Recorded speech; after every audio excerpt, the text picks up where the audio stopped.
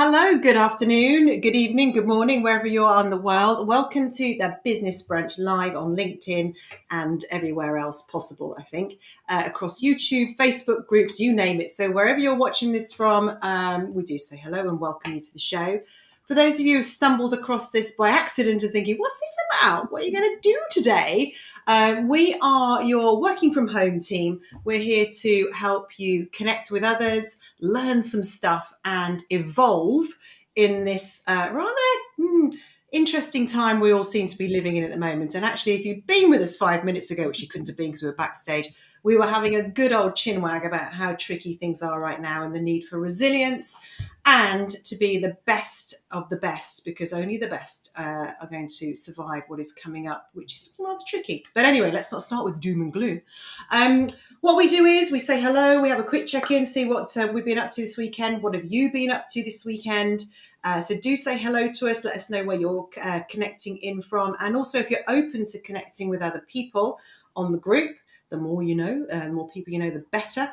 And then we'll go into our main topic today, which is coming from, I'm going to go the wrong way, am I? That way, from our marketing guru, Vanessa Ashworth. No, you are. She knows a lot about marketing. And we're going to be talking about client avatars today and why they're important for all of us, especially right now. So things in the world are out of our control. It's causing a lot of high tension. There's a lot of anxiety about what's going to happen. But for really resilient people who remain focused on what they can do, this is for you. And even if you're not one of those people, become one. Start by focusing on what you can do, which is know who are your customers, how to access them, and make sure your message is better than any of your competitors.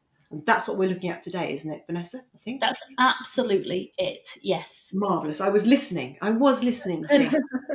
So just a quick intro from me. I'm an executive coach and I work with senior leaders, business owners, entrepreneurs, helping them develop the mindset, resilience, funnily enough, rather useful right now, and the skills to be able to achieve incredible results consistently.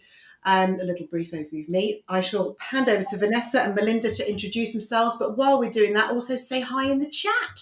Yes, please do say hello in the chat, and don't worry if nobody else is saying hello in the comments the way you're watching, because this does go live on something like 11 or 12 different channels. So if you're the only one saying hello, don't worry, you won't be the only one out there. We'll bring these comments onto the chat, and you'll see you aren't alone. There'll be more than one of you watching. For sure, hopefully. Yes, as well. We're all here. Yeah, indeed. So I'm Vanessa. I'm a marketer, a business-to-business marketer mainly. I work for a company called 2i at the minute. Well, not at the minute, just I do. We do software testing. But my job for you, the way I can help you, is by helping you with your businesses and with your visibility on LinkedIn as well. So it's really important knowing who, especially if you're looking for a job as well. If you're on LinkedIn or on any of the other, and you're looking for a job, your ideal client avatar is actually your next or your hiring manager. So it's really important for that, as well as finding customers. So do listen in. Mm-hmm. Good point. And I've got our lovely Melinda. Yes, my name is Melinda Ward. I am the Director of Consulting Solutions and Managed Services at Helm 360, which is a software service provider primarily for the legal industry, but covers a lot of service areas. Also the founder of the Consultant Mentor. And so I'm the one who is more specializing in consulting and consultant management and those kind of topics and questions, and getting somebody at the door. Is that Avon calling? No, probably Amazon, but there you go. It's a different Owen, isn't it? Thank you. All right, we've got a few people saying hello in the comments, so we will say hello to them. I will bring them up. Thank you. I was just putting, I'm going to, okay. I was waiting to see if they were going to ring the doorbell again. We have Andy saying hello. Hey, Andy. One of our lovely regulars. And also we have Martin saying hello from sunny North Yorkshire. Well done. Thank you for joining us. Greetings as well from Ellie. from beautiful SS. Beautifuls. Hello, beautiful. Oh, hello, beautiful. Sorry, Yeah. I was thinking hello from beautiful. I was still in Yorkshire. What a Hello, lovely Ellie. coincidence to be here with you. Yes, it definitely is. Welcome. Thank you for joining us today. Okay, so we'll just do a couple of minutes on if you've been doing anything interesting weekend as we get people to. You're always. Oh, Andy's just said something lovely. Just pop that on screen because that's made me smile. Thank you. We do try. I don't know if that was just to Melinda, but we all try. So we'll just do a quick catch up on what's going on at the weekend and tell us if you've been up to anything at the weekend. Also, what you're up to this week, if you want to. Hi, One more Tom. hello from Tom as well. Looking forward to the session. Very interested and joining us from Central London. Cool. So, well, if you want to know what was happening last week, and I was actually in sunny Yorkshire. I was in Barnsley, not North Yorkshire. It's kind of West Yorks, and I was at the Underneath the Stars Festival, which is a folk festival. And I know you're all thinking we were all sat around singing "Kumbaya." Wasn't like that at all. Suzanne Vega was the headline on Sunday, and wow. on Friday. So there's a lot of very modern folk, and there was a lot of really funky bands as well as some more traditional folk. But it was beautiful. We were in the sunshine in a field, big stage. Alistair, my son, I never saw him all weekend. He was off making friends. I just gave him some money in the morning, and that was it. It's a really nice, small, safe festival as well. So that was really cool. So yes, greetings to you in Yorkshire. Oh, how lovely. So, Melinda, what have you got up to this weekend? Anything exciting happened for you? Or were you beaten by the heat? It was so hot down south this weekend. It was a bit warm. I did do some gardening though. I waited till after the highest sun had moved on, and had a carryover from lockdown days. Some friends of mine and I get together on Zoom once a month for Cake Club. So we each bake something on a theme and then bring and show it on the Cake Club. And so this week's was a carryover from last week when we had gone to Dirty Dancing. So the theme was Dirty Dancing themed bakes. So I was trying to be a little bit more creative than just do something that looked like a watermelon. So I did it was Penny and Johnny's rum ba ba cake. Oh, genius. Well done. And I didn't do anything much this weekend. I mean, I did. I was editing the book. Keep getting almost close and then going 10 steps back. But I'm getting there. It's almost ready to go to beta reading. So I didn't have to. I chose to do some of that this weekend. Watch the self-talk, Sarah. And taxi service for parents. That's not true. That was the other weekend. Taxi service for children and did some chilling. I did chilling in the garden. Yeah, it's called relaxing. Mm-hmm. It's a new thing. Not many people know about it, apparently. No, I've heard it's supposed to become like quite fashionable. I reckon it'll take off one day. But it was lovely. I've had a really nice weekend. But shall we move on to our main theme today, which is what are the ways that we can stand out as the best of the best, and whatever's happening in the world, concentrate on what we can do, which is showing up to our customers and our potential clients as the best person to work with. And to do that, we need to know who they are, right? We do. So yes, absolutely. So the ideal client avatar, what is it? And so that's what we're going to look at. We're going to what is an ideal client avatar? Why is it important? Why would you create one? What's that all about? And why would you? And then the important part, how do you create your ideal client avatar? So, like all things in marketing, these things come and go out of fashion, but nothing really changes. It just develops. But it became quite fashionable this last year or so for people to dismiss ideal client avatars and what we used to call the buyer persona, but it's kind of moved on since then. And people said, focus on the problem that you solve and the value that you create. Don't try creating these caricatures because they're not valuable.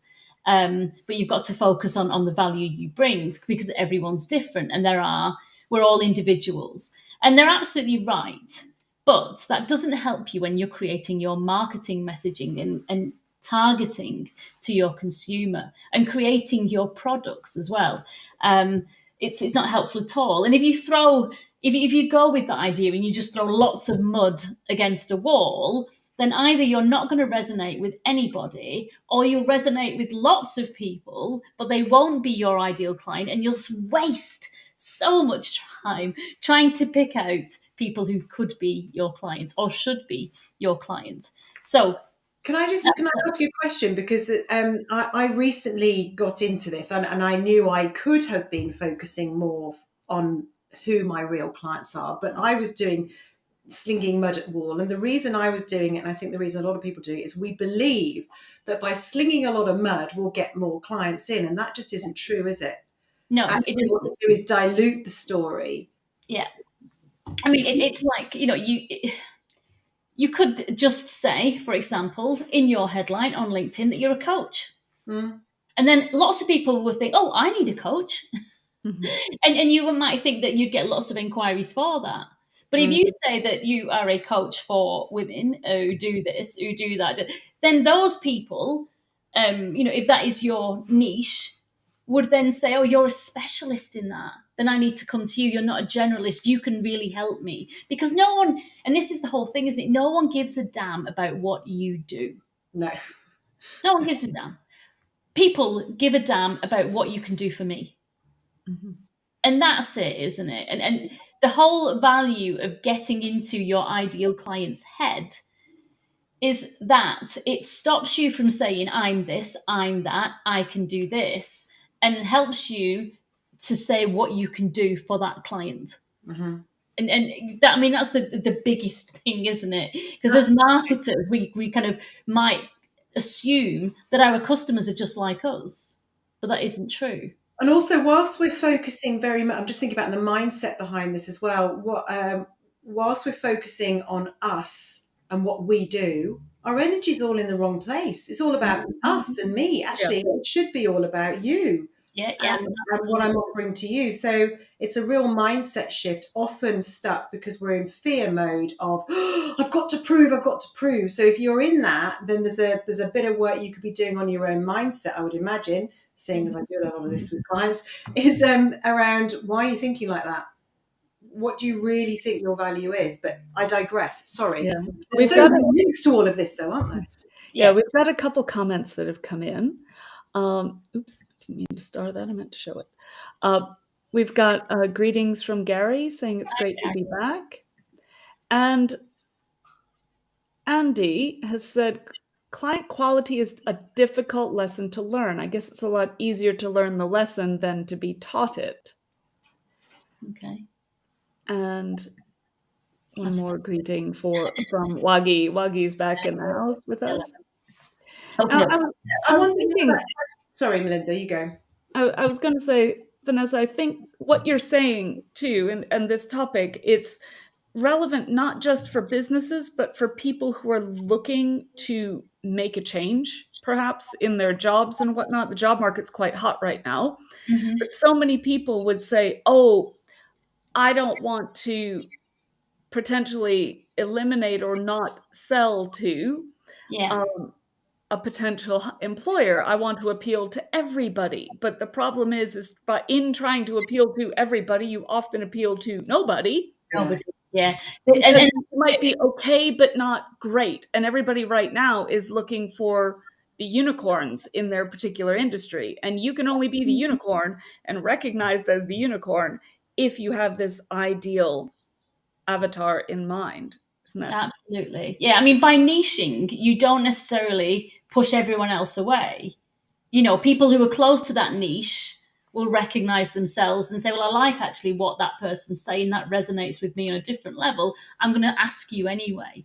So you don't push customers away. Well, unless you actually want to, and we'll talk about that. So let's go with what is the ideal client avatar, and we'll kind of pause for more kind of comments as they come in, because I can see the things are moving. there's a Trying not couple, to look. yeah. Right. Okay. So first of all, it's a step forward from the buyer persona. The buyer persona gave a general view of a group of people, really, and this is actually going one step further. This is really trying to get into the focusing on one customer. And I don't like the word avatar because I'm not a gamer, but it actually is that whole idea of the caricature, a character. And you might give that person a name. Maybe that's, but as long as you have that person in your head, but you're marketing to one person, not a group of people. And the reason why it's a bit better than buyer persona, I think, is the word ideal. It's your ideal client avatar. And you have to think about not who your client might be or who your buyer might be, who might buy your product, but who's the ideal customer. So who in your ideal customer might be the person who spends a lot of money with you. They're they throw money at you, or they throw money at you regularly, or they buy off you regularly, but then tell all their friends about you. The ideal client avatar is the person who actually you love working with, who it's easy to work with because they value what you do. It's not just somebody who buys your product, because not everyone's the ideal client. We all know that there are clients who you'd rather not deal with sometimes. And so the idea of creating your ideal client avatar is that you will attract people who you actually really have pleasure doing business with as well. So that's a good thing to keep in mind. And it should be. And not just that you love working with, but can afford to pay you what you believe you are worth, and make sure that it's on make sure you've looked at that, because a lot of people lower their worth. They don't believe in themselves. So I love working with you, and you can pay what I believe this is worth. They're your crew, aren't they? Absolutely. And it's kind of what we say, if you throw kind of mud against a wall and you attract lots of inquiries, well, lucky you. But if they can't afford you, oh my God, you're going to waste so much time. Or you're going to sell yourself really, really short and not make the income that you need to cover your costs, and get mired in the mud when you could be flying on the clouds, kind of thing. So yeah, it's really important that you look for your ideal. You don't want to struggle. You want to have a good life and a good business, and enjoy your business.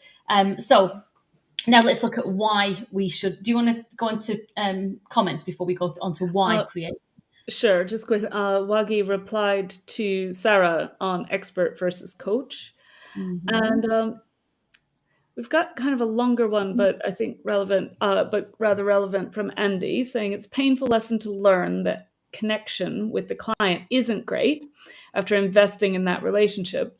When starting out as a business, it's easy to think, yeah, I know that, it's obvious, but it takes experience and often feeling the pain to kind of make progress in that area.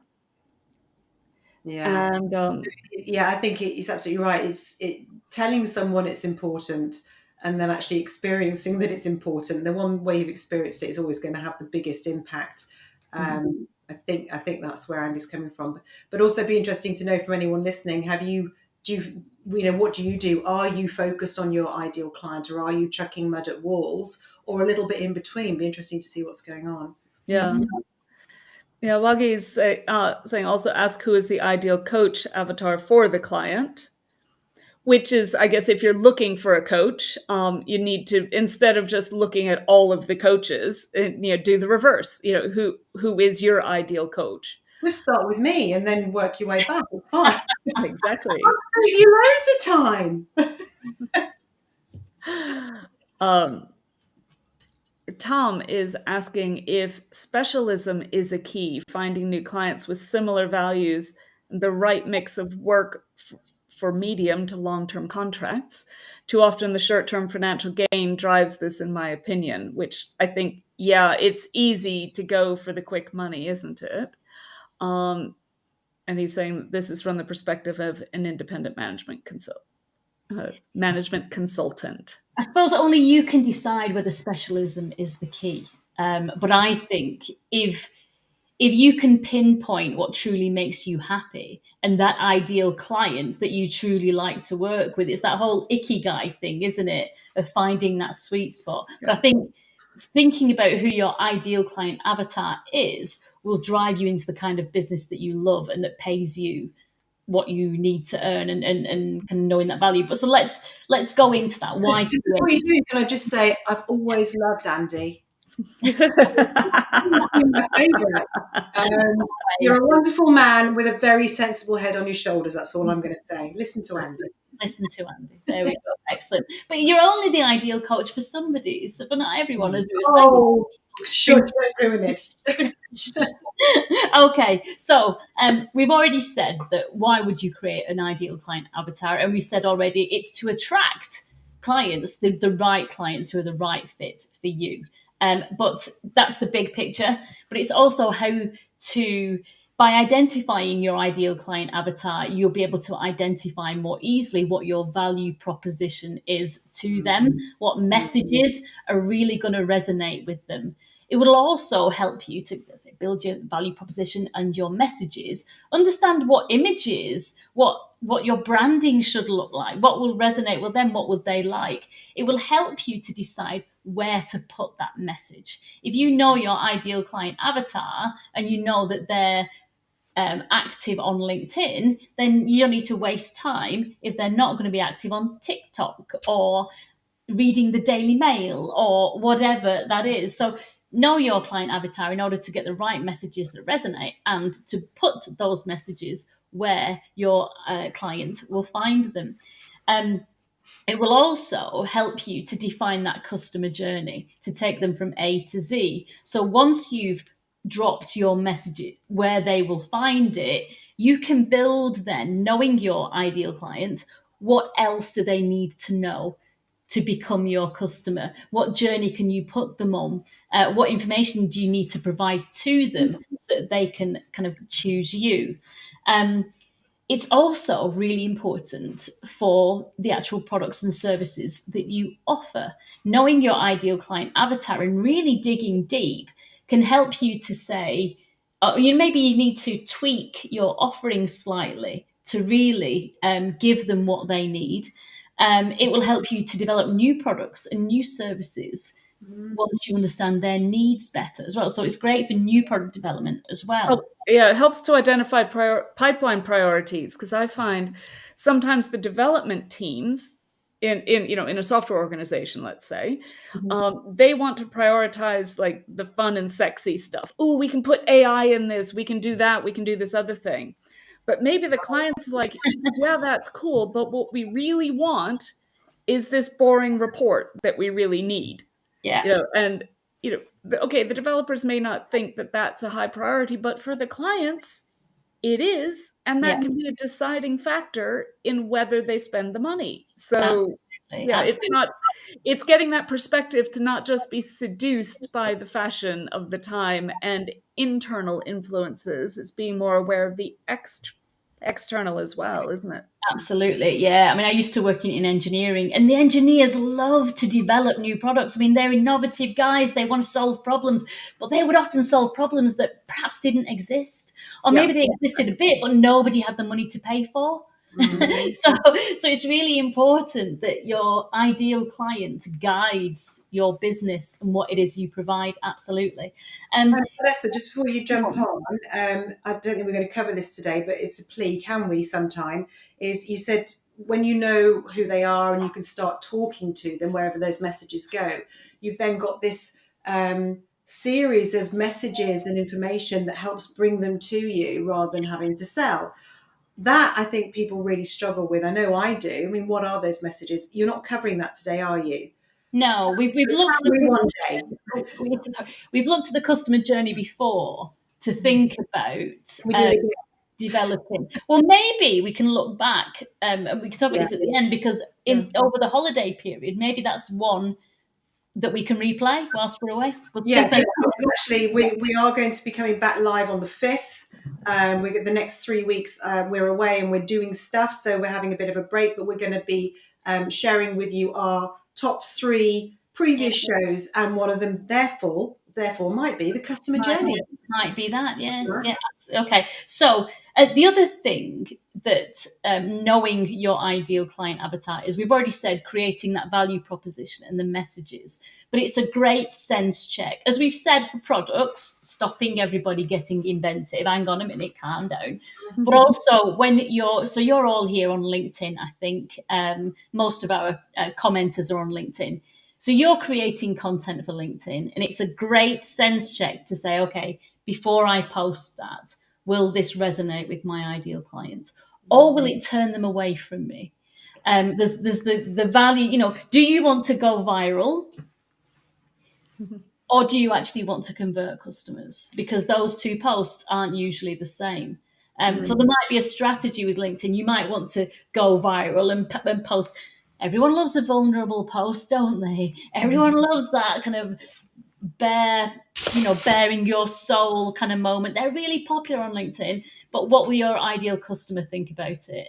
I know mine wouldn't like it. So I'm not going to bare my soul. And next week when I go on holiday, I won't be posting pictures of me in my bikini. I won't. Sorry. Start me on that. I know. But,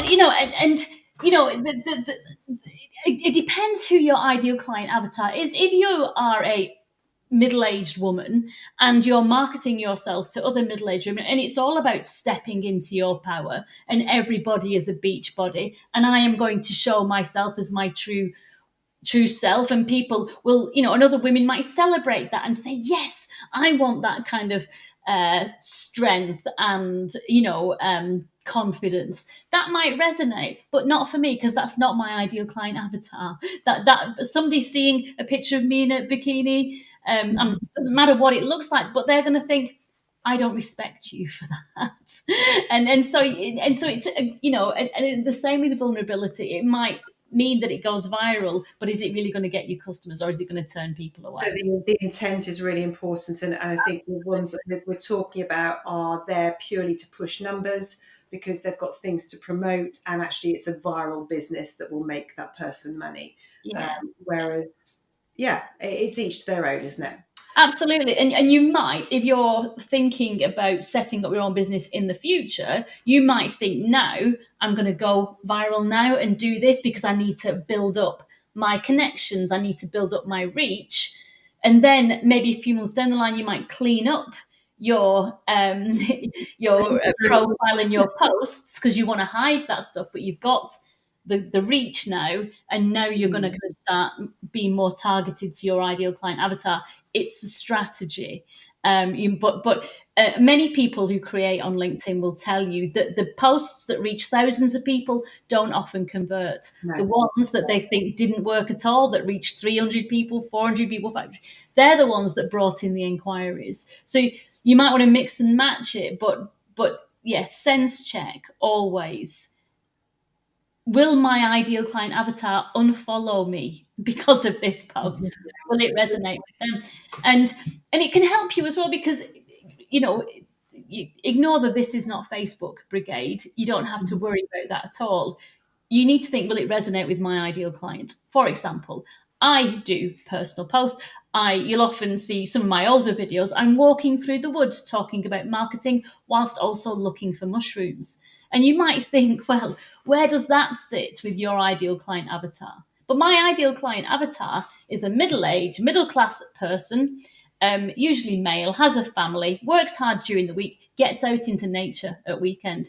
They might be a bird watcher. They're interested in nature. They like rambling and things like that.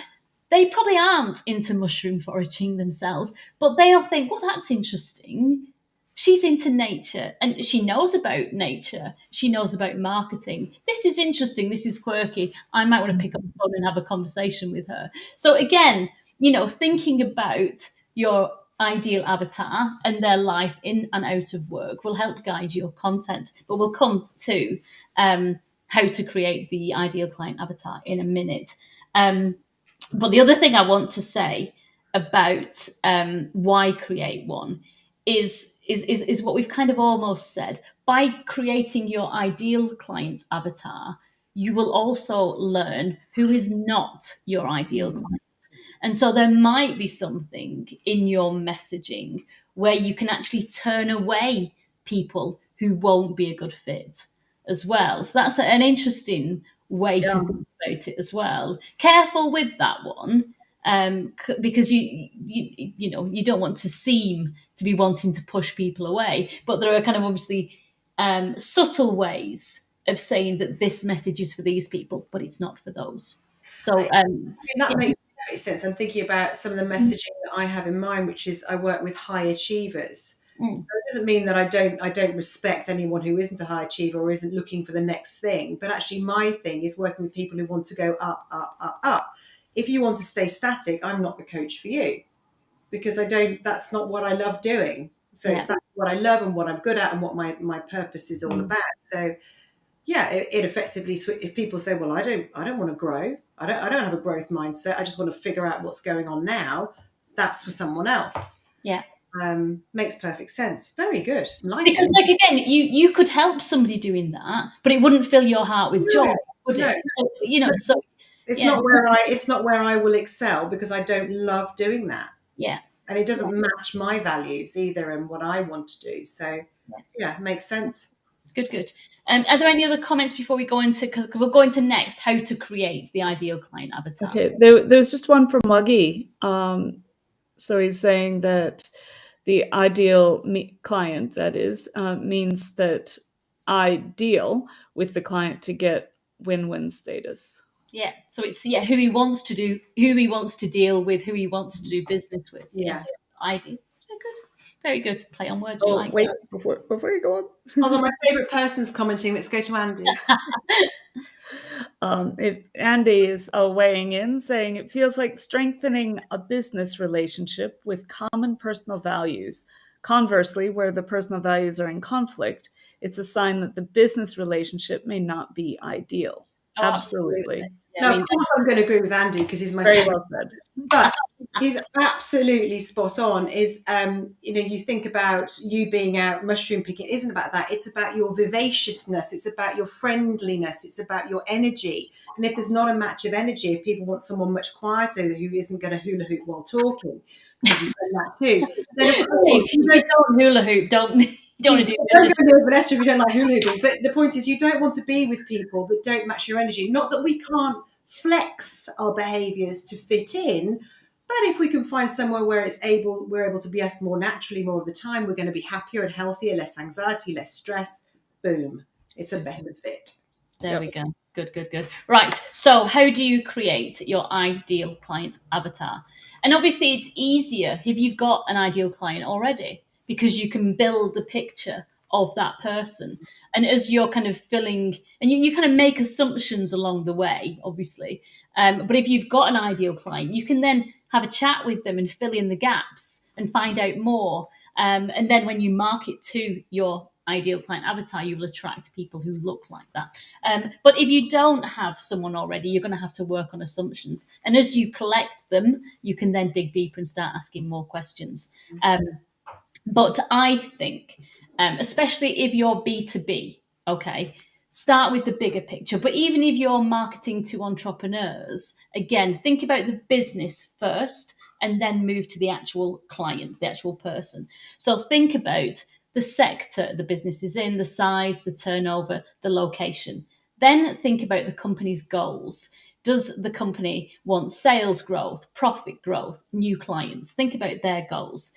Then think about, I'm going to go through this quite quickly because we're running out of time. Think about, what does the company do? So what actually services or products do they provide? What do they have to do to run their business? Think about what the company's pains are. What makes it difficult for them to do business? And then think about, what are the gains? This is more about you then. What do you, or your company, what do you provide that enables them to provide that business? Okay, that's the big picture. Now think about your professional ideal client avatar, the professional side. What do they do to enable their business to do business? So what are their pains then and their challenges? And then you can think about, what are the gains? So what is it that you provide that enable them to do their job? Okay. So that's where you're kind of getting more personal. What are their pains? What are the things on their shoulders that you can come and lift off for them, right? That is very personal. But it's all about that bigger business aim and the bigger business pains and goals. That's where you start. Isn't it also personal goals? Because if you can hit the Come to that next. sorry, oops. Okay, so that's the kind of person that, and then also think about, that's what's on their shoulders. What are their objections, and what are their fears of doing business with you? It's important to know this because you can put that into your messaging to get that out of the way. Andrew McCaskill on this platform does that with job seekers. He calls it blowing up the bomb. If there's something on your CV or a gap in your CV that you know when you're going into an interview, that's a problem for the interviewer. He calls it blowing up the bomb, putting it on the table right at the beginning. Let's deal with this and get it out of the way. You might want to understand you do want to understand what your ideal client's objections and fears are of doing business with you so that you can deal with it in your messaging. Now, let's get personal, as Sarah said. We need to know the job title. We need to know what kind of income bracket are they in. We need to know probably what gender they are. Are they married? Do they have kids? What are their interests? What's their level of education? What are their values in work and at home? And what are their aims and aspirations, as Sarah said? So in the business, but at home, where are they going? What's important to them deep down inside? Because it's that person that you want to get inside their head to understand. This is an interesting one as well. If you really want to get into that person's head and it really helps you form a picture of your ideal client avatar, what is their quote? Do you think, what's their quote? What drives them? Is it make it happen? Or is is it let it be beautiful? You know, what's their quote? All kinds of You've got a bit woohoo for me now. I'm like, but no. But what kind of drives them? What's that? True. Yeah, it's like on their wall. Yeah. What do they resonate with? Because obviously, if you understand what resonates with your ideal client as a message, then you can pitch your message in the same vein. Exactly. Stand out, stand proud. There you go. Yes. Yeah. Mm-hmm. So imagine, so stand out, stand proud. That's I mean, it's beautiful, isn't it? It's perfect. So if you can picture that your ideal client is that, it helps you to understand them so much more, doesn't it? You've got a real picture of who this person is. So then the next bit, so you've got the bigger business, you've got their business side. Then we're going into the personal, the real kind of deep in their head stuff. Next is really important. How do they consume information? What books do they read? What magazines do they read? What websites do they look at? What are their favorite websites? How do they consume news? Where do they get their news? What social media channels do they frequent? And how do they frequent them? Do they just scroll and look? Do they comment? Do they create? So which social media channels are they on and how active are they there? What blogs or what kind of blogs do they read? What podcasts do they listen to? If your ideal client is a runner, if one of their interests is a runner and they consume podcasts, that's really important because that time you'll have them all to yourself. So what conferences, what events do they frequent? And you might kind of find then interest. If they love food, for example, you might be able to curate an event where you invite them to a dinner with like-minded people. This is really important.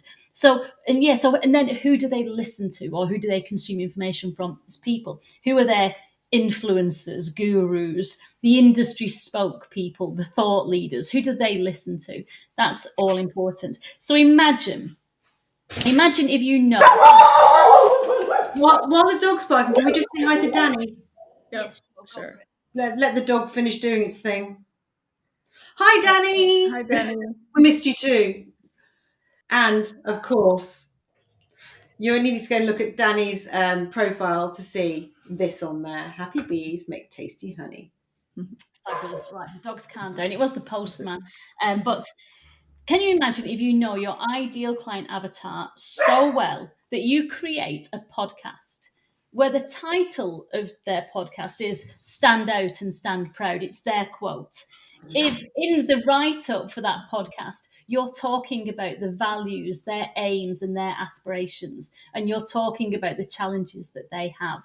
When you drop that advert for that podcast where they will see it, they will think, oh my God, that's serendipity. Somebody has created a podcast for me. That's not serendipity, that's marketing, because the person who wanted to reach you has created content to find somebody just like you. And that's why you should have an ideal client. Oh, And you can save so much money too, because if your ideal client isn't on a particular platform, as you say, you wouldn't advertise that podcast on, TikTok, Snapchat, whatever, if that's not where your ideal client would go. Maybe their kids are there, but they're not. So, why spend the money? And there are plenty of people who will say, oh, just, advertise on all the channels. But Yeah. why? I could ask 2i, for example, to give me a huge budget for next year, and I could ask the Kardashians to talk about software testing and how we're great at it. It would reach millions of people, but not one of them would want software testing services. yeah, you need to speak to the Kardashians. But who cares? Personal gain. If I find the right industry influencer, if I find a very well respected CTO somewhere who would talk about us, it makes such a huge difference. Massive. Yeah, there you go. Andy, yeah. Oh, I love Andy. That's such a great quote, Vanessa. That's fantastic. Well done, Andy. She did focus on me. No, it's absolutely brilliant. And can I just say, I mean, for those of you that have not watched the Business Brunch before, or you catch this on replay, right now everything is harder, costing more money. And I said right at the beginning, and we were talking about this before the show, how important it is to be your very best right now, not to get dragged down on things that you cannot control. This is something that you can do, you can control and show up as the best in your business doing it. But we're giving you this for free. And I have to tell you, if Vanessa was doing this as a consultant, that would have cost you a shit ton of money to learn all that. So if you've loved this, Melinda does the same in her area. I do the same with my area. We're consistently giving you stuff that we hope will help you. No, we know will help you. Maybe not now, but in the future. So if you liked it, tell us what you're liking. Tell us you're going to come back in September, because we share it. Please share this. Tell people. I mean, this is, let's help more and more people. Obviously, you don't want your competitors to know about this, but actually, let's work with an abundance mindset, because everybody's getting more and more closed and insular right now and scared. So let's be abundant. Let's share. Let's give things to people to help everyone be their best. You can still be better at it than anybody else. But now is the time to learn and do everything you're doing just a little bit better. And I, for one, I mean, as ever, I've written loads of notes, but Vanessa, that has been so super helpful. I'm really grateful for that. Thank you. You're welcome. You're welcome. Yeah, and it's such broad information. I mean, obviously, it's not just business to business reality. It's all of our communications. If we are trying to reach people, which, to be frank, when you're posting on social media, you are trying to reach people, whether it's for personal things or for professional things. So, but thinking of who you are wanting to reach and why can only increase your success. Absolutely. And the reason we don't do it is, as we've said before, is fear of, I'm going to minimize the net. No, that's not true. But it's also, this takes hard work. And I know that because I've been doing it for the last few months. When you start doing it, but your bells are going off all over the place. But we don't do it because it's going to take effort, and our brains don't like effort because we think we're going to die. That's not true, but it's just old way of brain working. So work through it, just commit to doing it. And I'm going to keep doing it and keep refining it and keep asking Vanessa for help. Fabulous. Right, we're nearly running out of time. So as we said earlier, if you were with us a bit earlier, we're going to take a bit of a break. We've got holidays planned, and we're not consistently here for the next month. So we're going to come back live on the 5th of September.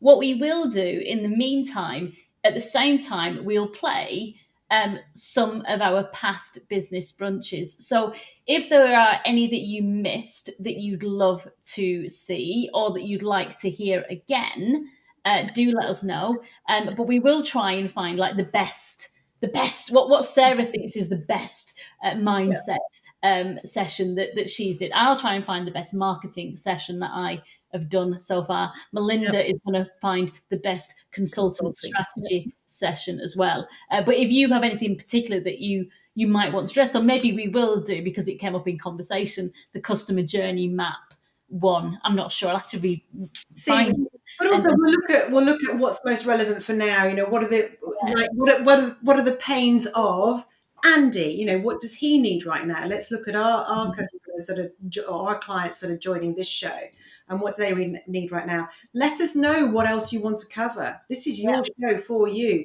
We keep asking, no one tells us, so we keep making things up. I mean, it's great, but tell us, what do you want to see? What do you want to hear? What do you want to learn about? What's going to really help you be the best of the best as we go through a very turbulent few months, possibly years? Let us know. Oh, Danny, we love you. Danny, you can have lots of favourite children. So pick 5 of them.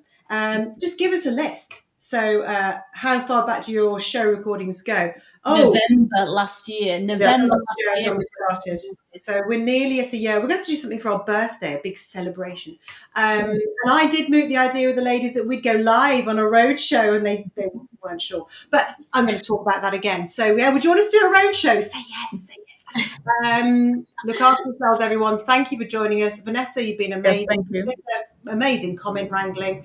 And anyone that's watching, thank you for joining us. And we will see you all on the 5th, but we'll be here for the next few weeks just through the power of hosting. Yeah. Have a great summer break, folks. And we'll see you in early September. Take care, everyone. Take care, all. Bye.